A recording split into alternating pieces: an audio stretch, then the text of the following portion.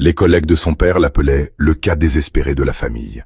Toujours dernier, jamais concentré, rêveur incorrigible. Quand son père est muté aux États-Unis, l'enfant change d'école. Premier trimestre, major de classe. Ses professeurs américains demandent pourquoi ce génie n'a jamais été détecté avant. Abidjan, Cocody, 2008. Kofi a 12 ans. Dans sa classe de CM2, il finit systématiquement dernier ou avant-dernier. Ses cahiers sont remplis de dessins pendant que le professeur parle. Il ne mémorise pas les formules.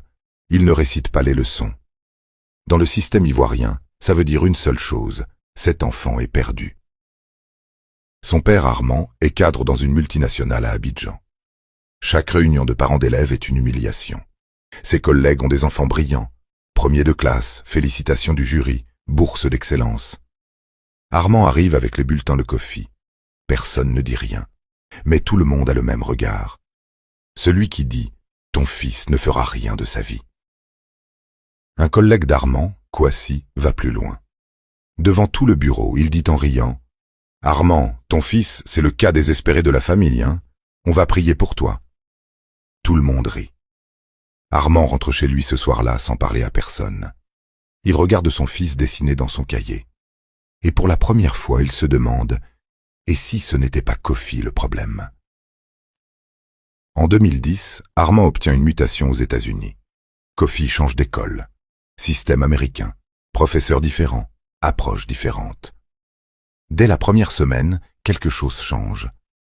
L'enseignant appelle Armand. Il dit « Votre fils est exceptionnel. Il pense différemment.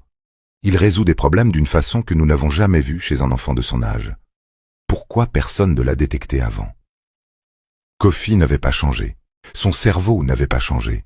Sa curiosité n'avait pas changé. Ce qui avait changé, c'était un système qui évaluait l'intelligence autrement que par la mémorisation et la récitation. Un système qui valorisait la créativité, la pensée latérale, les questions plutôt que les réponses. Kofi était exactement dans son élément. Premier trimestre aux États-Unis, major de sa classe. Deuxième trimestre, sélectionné pour un programme pour élèves à haut potentiel. À 16 ans, bourse complète dans une université américaine en ingénierie. À 22 ans, diplômé avec les félicitations du jury.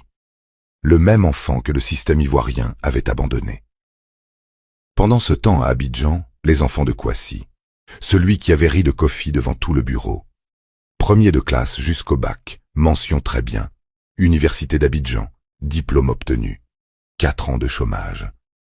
Parce que savoir réciter des leçons par cœur ne prépare pas toujours au monde réel.